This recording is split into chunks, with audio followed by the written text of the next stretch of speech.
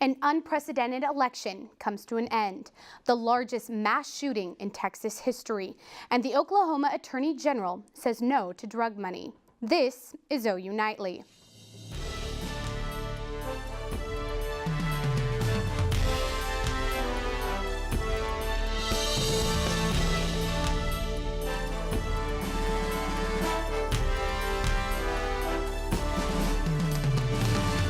A campus battle that started a month ago ends today. Sammi, after a month of campaigning and what some are calling a shocking election, this SGA presidential runoff is underway. Last week, 4 campaign hopefuls aspired to become the student body president, but the field was cut in half. Last week's election results came back with sophomore Yassine Sherbaji and running mate Hannah Hardin in first place with 49.7% of the vote. Juniors Vanessa Mraz and Jake Mazatis trailed them by more than 1,000 votes, scoring just a smidge over 23%. And although a runoff isn't uncommon in SGA elections, this election is one for the books, according to Election Board Chair Corey Abernathy. This is kind of an unprecedented election. We haven't really seen turnout this high since 2011, which we had roughly 4,800 voters this last general election. And so it was around an 18.9% turnout rate among students on the Norman campus. And it's kind of unheard of. We had a race of 4 tickets, 4 candidates seeking the office. And one ticket was 13 votes away from there not being a runoff at all. If we see similar numbers to what we saw in the general election, I think that's completely possible. But I also think it's possible that we see a much closer race, just because, yeah, we have 2 tickets that are very capable of leading as SGA president, vice president. Natalie's Rebecca Walters joins us now in studio with candidates Yassine Sherbaji and Vanessa Mraz as they make a last push before tonight's deadline. Rebecca? That's right, Joe. Today is the official last day of the election, and despite the cold weather outside, it seems like things are heating up for you guys in these last few hours of the election. Starting with you, Vanessa, you're kind of going into this just a little bit of an underdog with just over 23% of the vote. So how are you feeling going into these last hours, and what are you doing to push yourself over that last 50%? Absolutely. So I feel fantastic, first of all, because I have an incredible team with an incredible mission. And so I think that going into this last day, the positivity had to stay up, which was there since the first day that we started this campaign. And we had to evaluate everything that we've been doing correctly and rearrange everything that we haven't, and give it not just 100%, which we have been giving, but 110, 120% to kick it off over that 50% that we need tonight. And Yassine, for you, I spoke to you yesterday. You told me you were going to be out and about campaigning today. What's your day looked like today, and what do you want voters to know when they log on tonight? Definitely, for sure. So started off at 8 a.m., kind of woke up a little bit later than I'd like to, but we met up with some friends. We kind of went over some stuff. We made sure to brief everybody on rules so nobody was breaking any. It's definitely been a problem throughout this whole election cycle, making sure people are keeping up to date with what they're supposed to be doing. Made sure to message all of our friends, get out there, made sure we were printing off flyers that we could give out to people, and just typical campaigning, talking to everybody.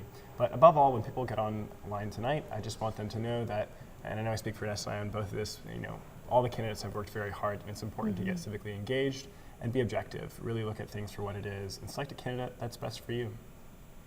Right, awesome. And now I just have one last question for both of you. So with the death of a Greek Florida State student on Friday, the president of Florida State University came on today and said that he was banning all Greek life on the Florida State campus, and that hits close to home for us. We're a big Greek campus, so I just wanted to get your guys' insight on that and maybe what that looks like for both of you. Definitely. I think it's tragic, first of all. The death of anybody is always tragic. So I'm sorry, and condolences go to the family of that young person. But beyond that, I think it's too far. I think that we cannot assume that a whole system is bad because one occurrence happens. I think that it was too far to ban every single Greek organization on that campus, because Greek life at OU and at schools across the nation provides beautiful opportunities for students on this campus to thrive and to be better versions of themselves. And so I think that, of course, the problems in any system have to be looked at and fixed, but I don't think that it was a solution to rid themselves entirely of something that has fruitful benefits to an entire community on a campus. Right. Yeah, and I would exactly agree with that. You know, the actions of maybe one organization, one chapter, or one person should not speak for an entire entity. Just knowing this from the Greek community here at OU, and unbiased as someone who's not even in Greek, but who has worked with it, I can definitely tell you, and I know Vanessa would agree, that I think a lot more good comes out of the Greek community than negative.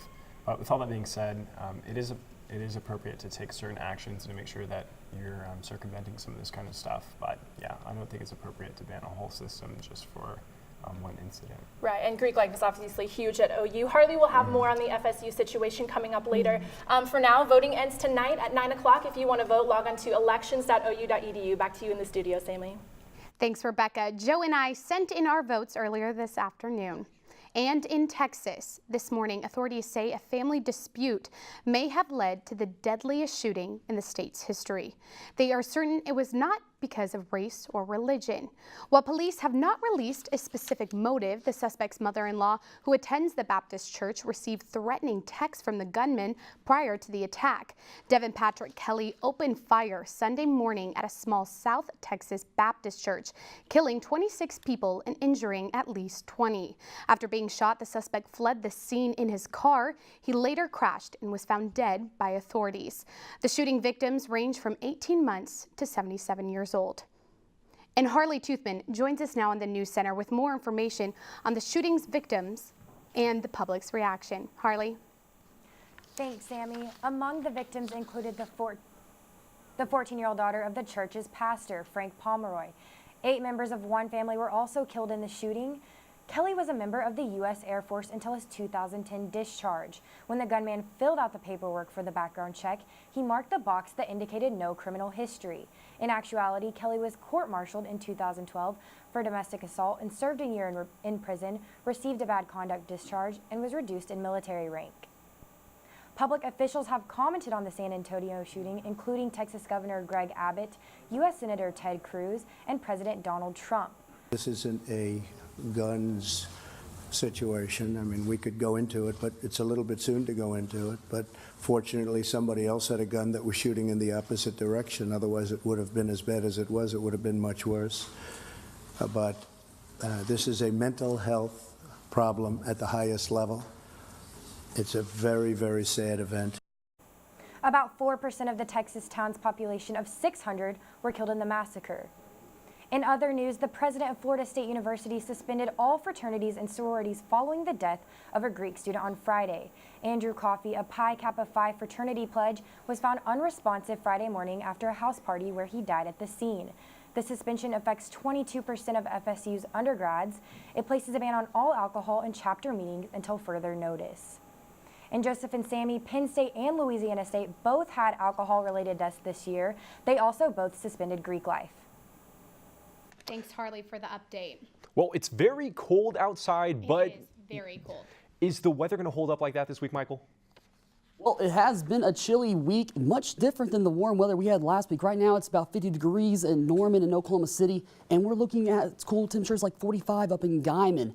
And these temperatures are going to stick around for the next few days, and they're definitely going to stick around tonight. As you see, we're going to cool down to about 44 by midnight. We're not going to cool down. We're not going to cool down very much more than that overnight. We're going to have a lot of cloud cover. It's going to keep us right around those mid 40s.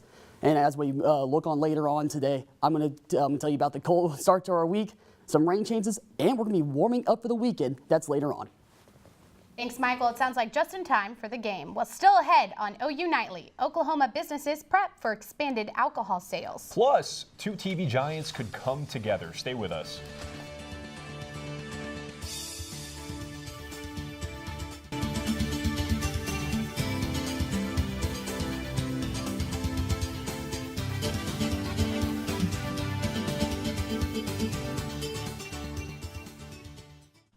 Welcome back to OU Nightly. Almost a year ago, Oklahomans voted to approve State Question 792, which will update certain liquor laws that date back to the Prohibition era.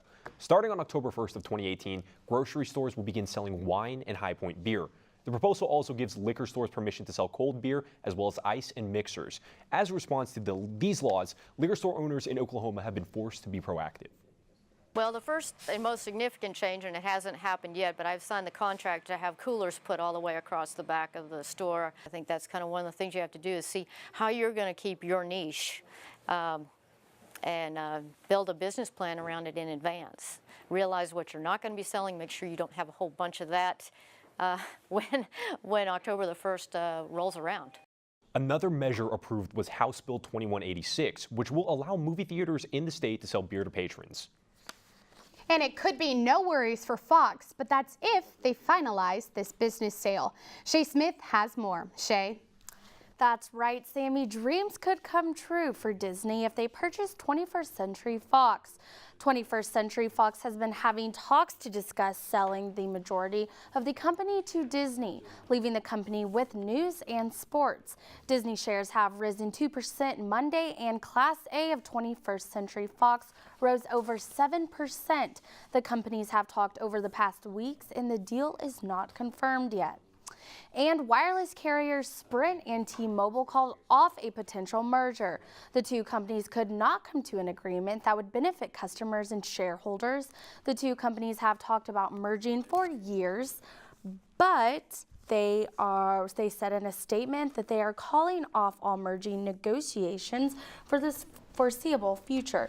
T-Mobile and Sprint are the third and fourth largest wireless company, but are much smaller than AT&T and Verizon. So a lot of businesses, trading, buying, merging going on in the business world. You know what they say, if you can't beat them, join them for the top two companies, but it seems like they're not going to do that don't see any anyway. Beating. Really, I don't see beating AT&T. Anyway, thanks for that, Shea. Thank you. Yeah, thanks, Shea. Oklahoma Attorney General Mike Hunter is refusing to accept all donations from prescription drug manufacturers and distributors during his campaign for a 4-year term. Hunter returned the $3,500 he was given in donations by drug makers in July and August. Hunter is also suing several pharmaceutical companies, accusing them of making fraudulent marketing claims. Still ahead on OU Nightly, relive Saturday's historic Bedlam matchup. Plus, Michael Bohling is standing by with weather. Michael, what can we expect? Well, guys, we are keeping that cool temperatures outside, but we're going to be heating up and a little bit of rain. That'll be up next.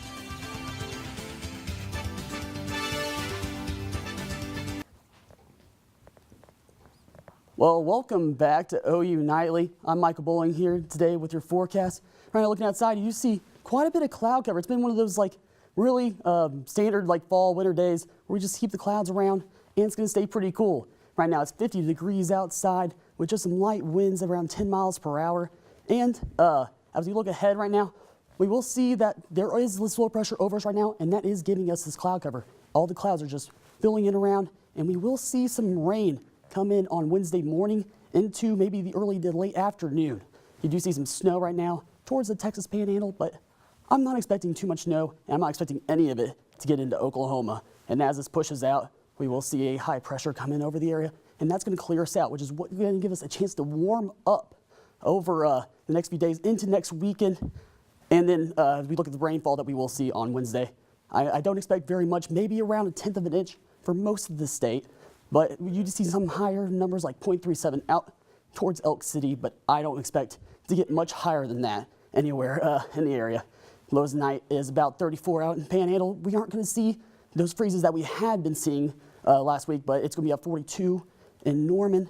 And as we look at tomorrow, we're going to be about 43 in the morning, and we're not going to heat up very much at all. I'm seeing about 49 by noon, and probably only going to warm up to 48. We're probably going to stay pretty cool on that cool, cloudy day. And then as we look at Wednesday, a few showers. We're a little bit below normal. And as we expand the forecast out, you will see we're going to be lower 60s into mid to late next week. And it's going to be a nice day for Veterans Day and the TCU game. I am really loving the idea of the weather being a little consistent this week compared to last week where it was really taking nice. off, We're not going up and down constantly. Nice steady temperatures. Might be cloudy, might be a little rainy, but hey, that's pretty good. Yeah. It's been great. Thank you, Michael. Well, the Sooners got a wild win over that Superior Oklahoma school, and Tori Johnson is here with more. Tori? That's right, Sammy. This year's Bedlam rivalry lived up to all of its hype. The sheriff, Baker Mayfield, now has more Bedlam wins than Mike Gundy does as a coach and a player. We've got your recap right here, so hey, don't go anywhere. Sports is up next.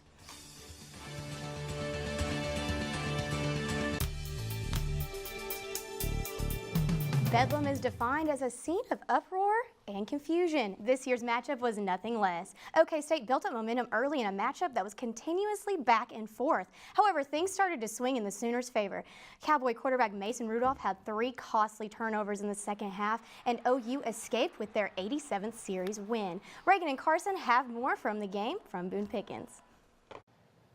Another historic day here at Boone Pickens Stadium, a bedlam for the ages. Reagan, OU escapes with a 62-52 win over Oklahoma State. What did you take away from this chaos? Well, first of all, to be honest, I was not expecting a shootout like the Texas Tech game of last year, and that is exactly what we and the fans got tonight. You know, he's throwing the ball over the field, yards. I mean, Baker Mayfield putting up 598 yards to break a single-game score record. Marquise Brown, the little guy, 265 yards to break an OU single-game receiving yards record. Just all kinds of records broken tonight, and OU continues their dominance in true road games. Here's what the team had to say after their big win against Oklahoma State. He was awesome. You know, played at an elite level. I mean, broke school record for passing.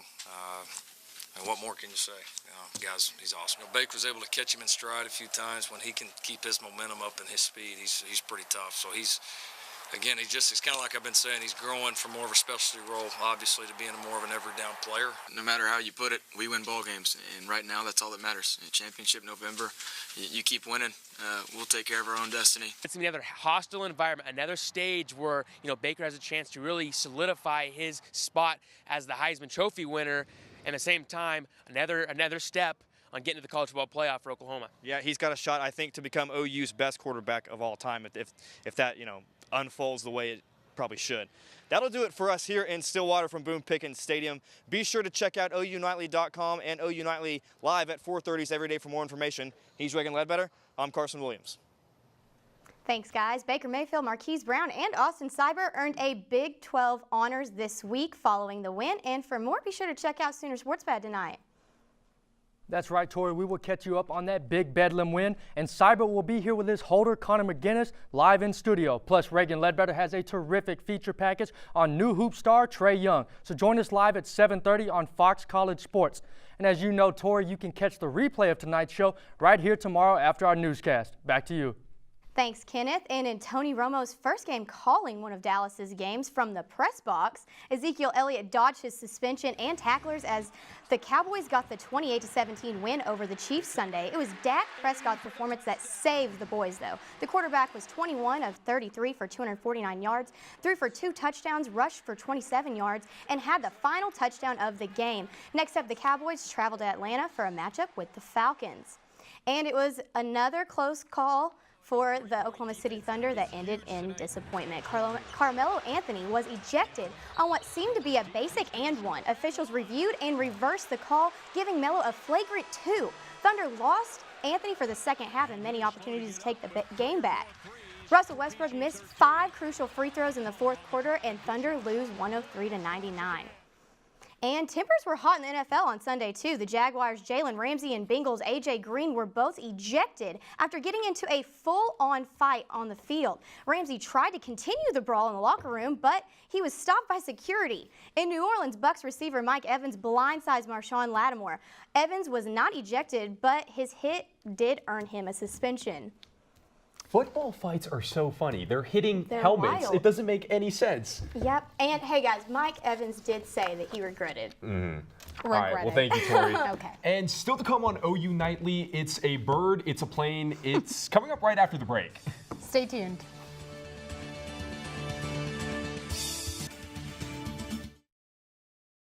Update desk. The Oklahoma State Department of Health interim commissioner has asked the legislator for an emergency $30 million appropriation after he discovered years of financial mismanagement in the department. That's it from the update desk. Back to you in the studio. Thanks, Taitum. Turkeys and cornucopias are yet to fill houses, but the preparation for one of the country's biggest holiday parades is in full swing. Balloons for this year's Macy's Thanksgiving Day Parade are taking to the skies and getting a test run for one of Thanksgiving's oldest traditions. Plus, new characters from popular films will make their debut at this year's parade. Well, I love the parade. I'm excited to watch it. Especially a lot with goes people like into Olaf making there. it. It's pretty I cool. love all Yeah. It is really cool. Really cool. Well, thank you for watching OU Nightly, brought to you by Gaylord College at the University of Oklahoma. We'll see you back here tomorrow night, live at 4:30. Have a great evening. Good night.